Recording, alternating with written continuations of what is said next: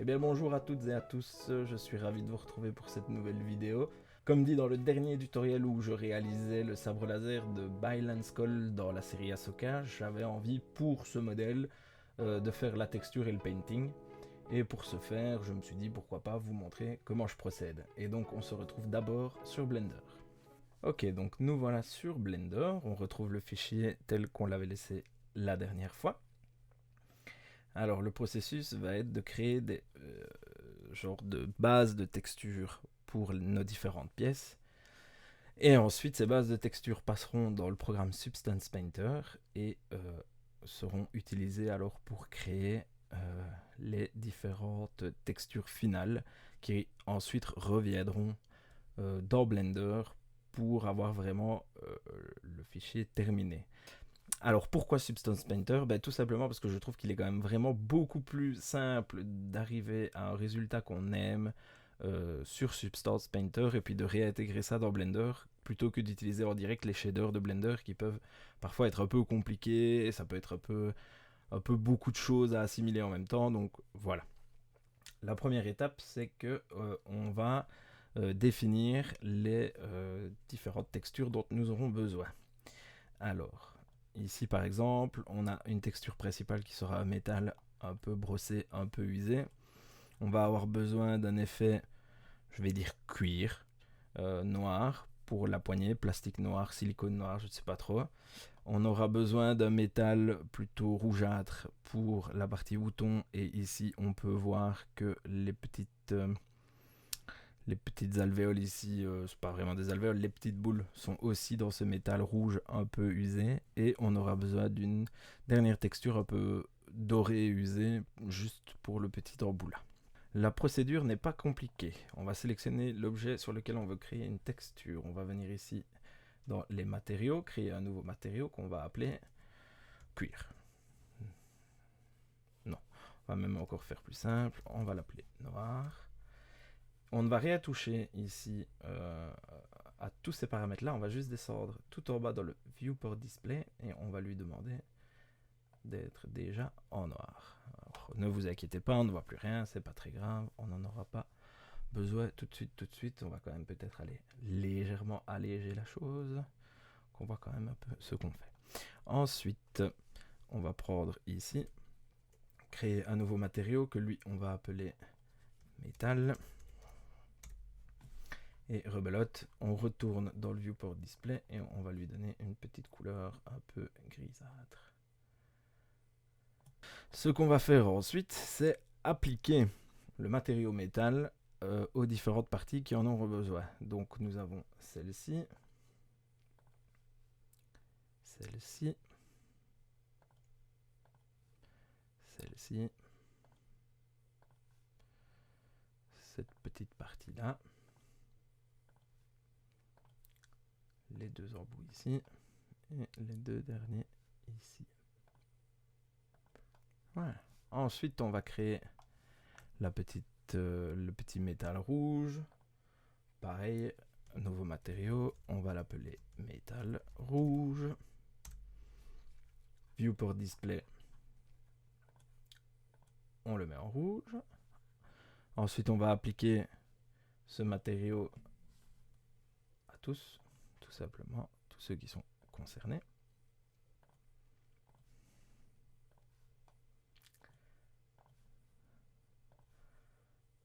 Voilà, voilà.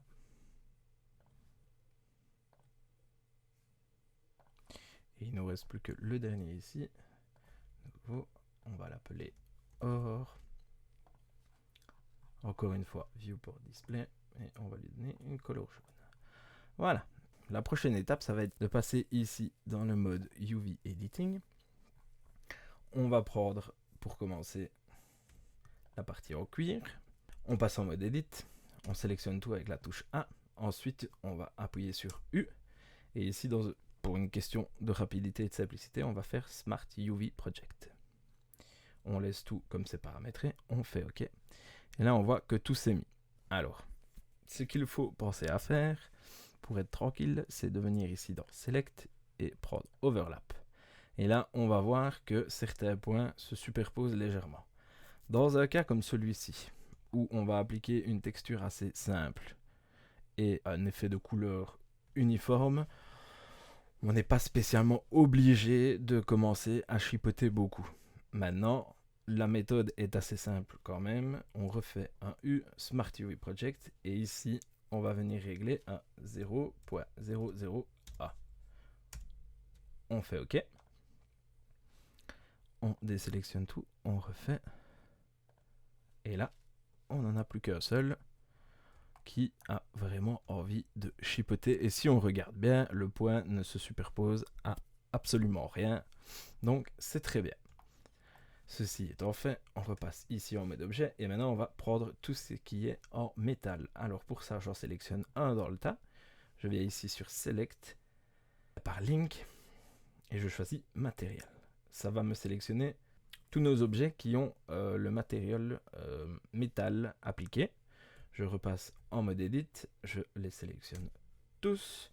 Je fais un U Smart UV Project, on va laisser nos petits paramètres qui sont mis, on fait OK, on voit ici que tout s'est appliqué, on va faire un Select, Overlap, on voit ici de nouveau, il y a quelques machins, mais il n'y a vraiment rien de bien méchant qui se passe.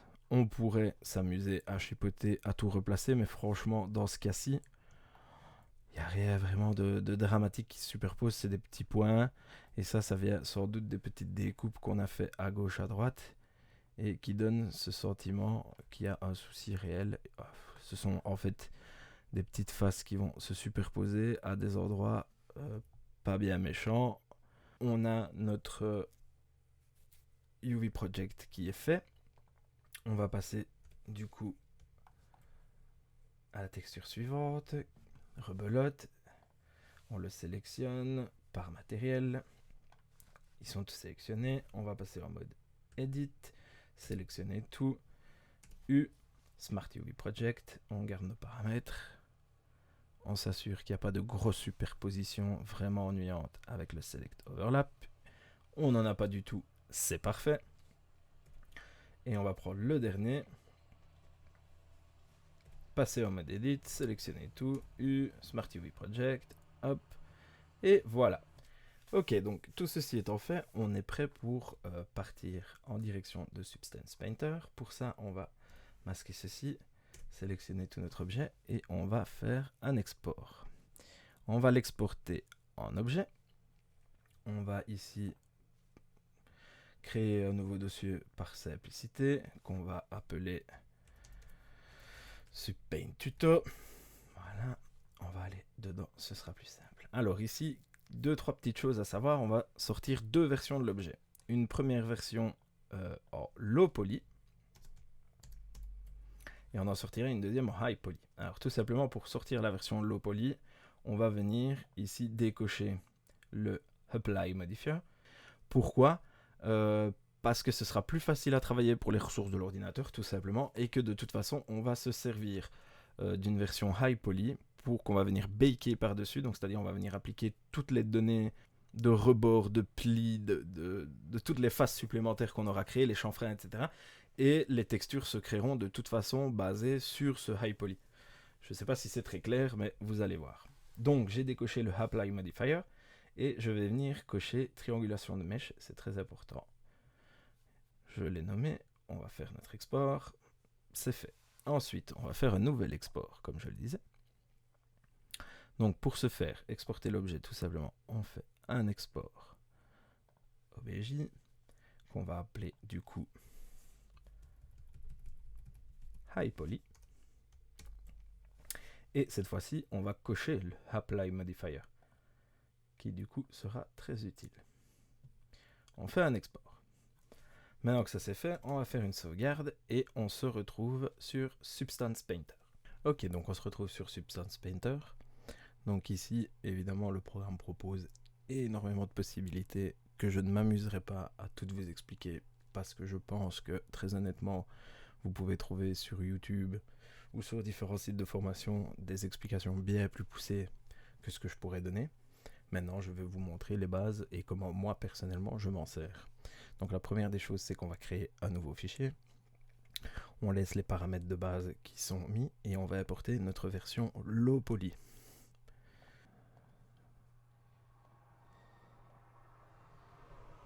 Ouais. Donc ici, nous avons chargé la version low poly. On peut le voir parce qu'il manque tout ce qui est arrondi, tout ce qui est utilisé en fait avec le Subdivision Surface sur Blender n'y est plus. Comment on va régler ça entre guillemets? On va ici dans le paramètre des jeux des textures et on va aller cliquer sur baker les maps et les maillages. On va aller chercher la même résolution que celle du fichier, donc on était à 1024 et on va venir ici demander le high poly. On va laisser tout ce qui est réglé comme paramètre de base parce que ça marche assez bien et on va aller cliquer sur baker les textures sélectionnées. On voit ici le bake qui va se faire en direct à l'écran.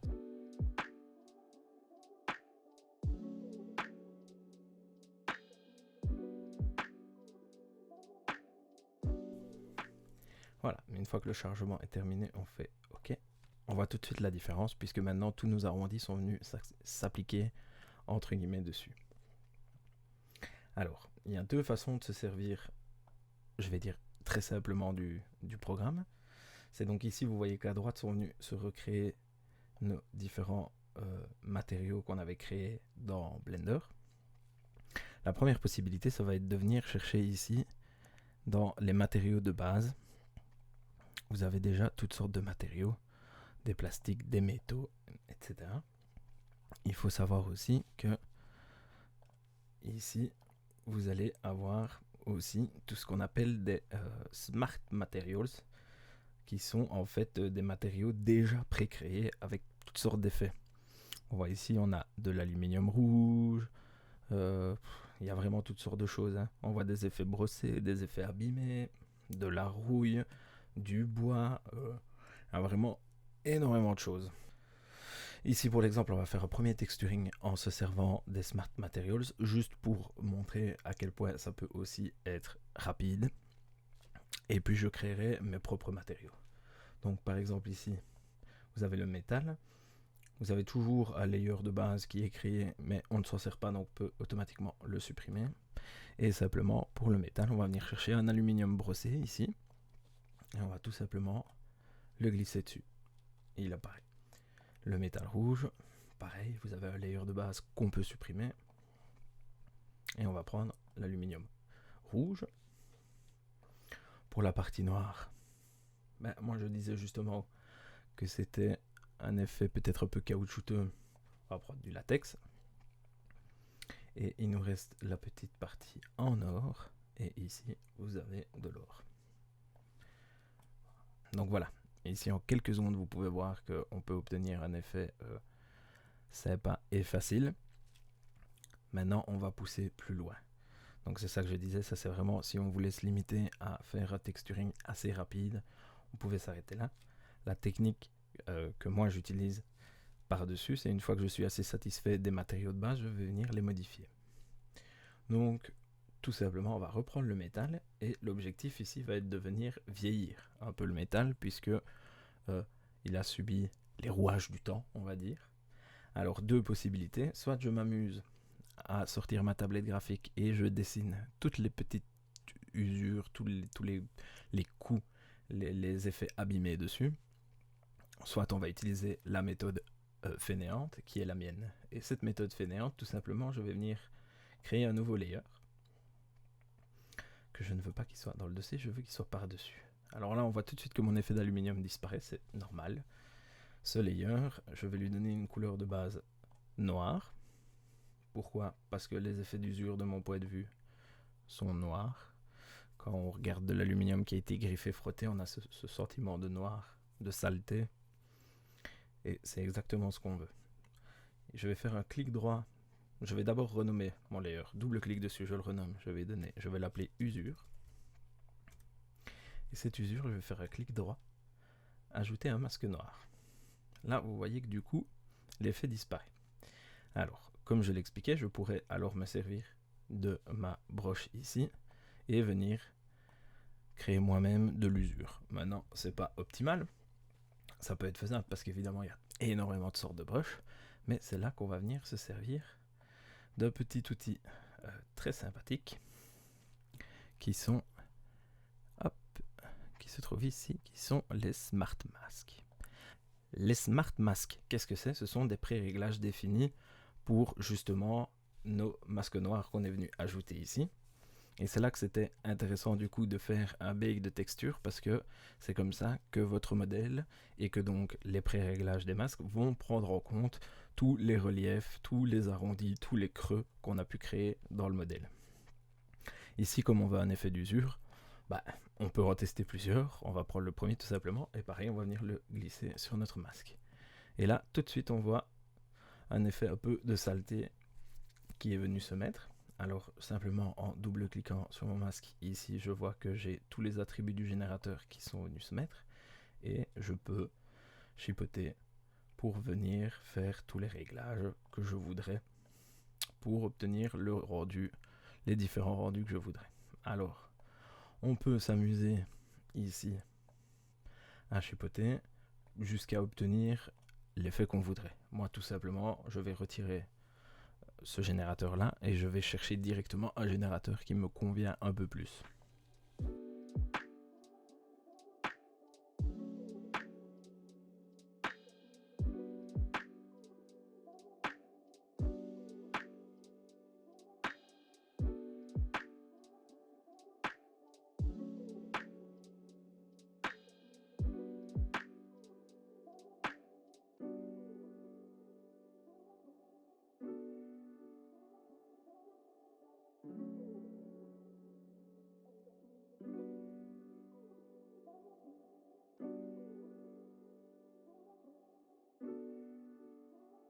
Celui-là me plaît beaucoup.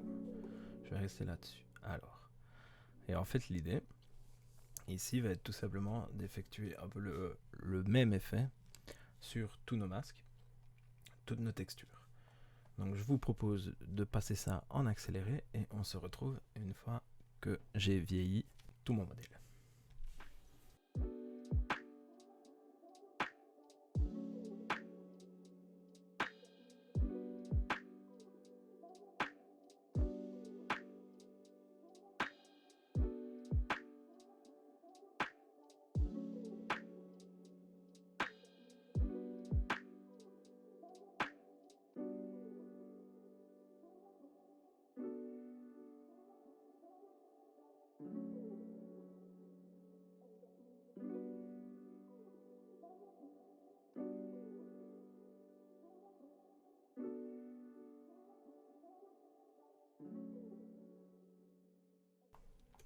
Une fois qu'on est assez satisfait du résultat qu'on a, on va aller dans Fichier, exporter les textures. Alors ici, vous avez la possibilité de l'exporter directement en Blender, mais moi je ne vous le conseille pas parce que quand vous faites ça, il ne prend pas en compte alors l'ambient occlusion dont on va avoir besoin pour vraiment obtenir le résultat identique. Donc moi ce que je vous recommande, c'est de prendre ici Document Channel, normal et ambient occlusion, pas besoin des alphas. On sélectionne ça, le reste peut rester comme ceci. Ce qu'on va faire, c'est qu'on va retourner dans le dossier où sont nos exports. On va ici y créer un dossier qu'on va appeler texture. Voilà, et on va tout simplement y exporter toutes nos textures. Pour ça, on fait exporter. Ça va très très vite. C'est réussi, c'est bon. Donc on va pouvoir se retrouver sur Blender. On est de retour sur Blender, donc là on récupère notre modèle comme on l'a laissé à la fermeture du programme. Et maintenant on va pouvoir réimporter la texture qu'on a créée via Substance Painter. Pour ça, on va aller dans Shading. Et dans Shading, là, on récupère l'objet tout blanc. Puisque, en vérité, aucune de nos textures n'est réellement appliquée, puisque c'est simplement un effet de couleur dans notre fenêtre de travail. Donc, ce qu'on va faire, c'est qu'on va sélectionner un objet ayant le matériau métal. Et alors, on va faire la technique rapide, qui consiste en, je sélectionne mon shader principal, je fais un Shift Ctrl T, je vais aller dans le dossier d'export.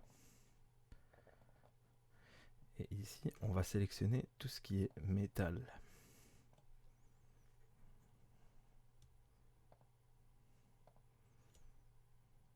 Et on va faire importer.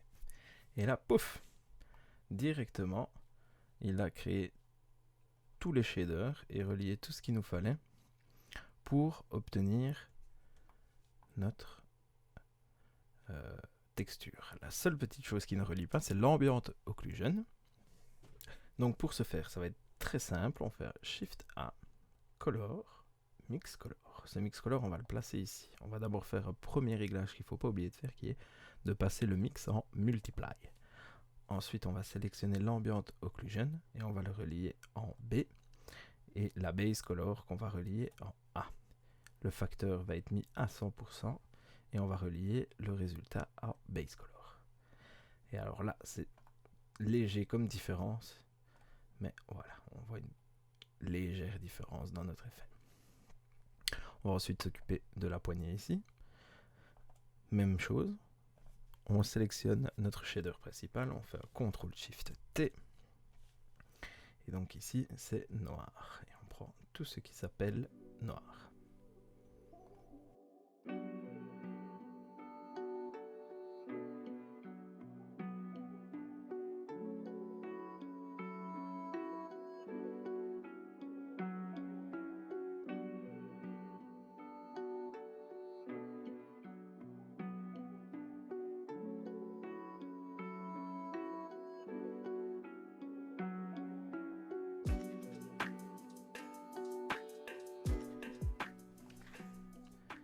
C'est quand même plutôt sympa, hein. Le rendu est plutôt chouette, on va pas se mentir, c'est plutôt pas mal. Donc voilà, je vais m'arrêter ici du coup pour cette vidéo. Ce n'était pas très long, mais c'était juste ce qu'il faut. Je vous mets le résultat final évidemment comme toujours à la fin de la vidéo. C'est faux, c'est totalement faux, je ne le fais jamais, je devrais. Ce que je vous propose, c'est que dans une prochaine vidéo, du coup, on aborde l'optimisation du modèle pour l'impression 3D. Voilà, ce ne sera pas non plus une très longue vidéo. Je vous montrerai l'add-on que j'utilise pour ça, qui permet de s'assurer que tout est OK pour partir dans les machines. Et voilà, je vous dis à la prochaine. Ciao. Et pépé plein, tout doux tempête. Avant de quitter la vidéo, bien sûr, tu t'abonnes et puis t'actives les notifications et tu partages si t'as bien aimé. Et tu laisses un petit commentaire, tu me dis ce que t'as envie de voir dans une prochaine vidéo. Puis t'en profites, tu vas aussi jeter un coup d'œil aux autres vidéos parce qu'il y en a quelques-unes qui pourront sûrement t'intéresser. Allez, à la prochaine.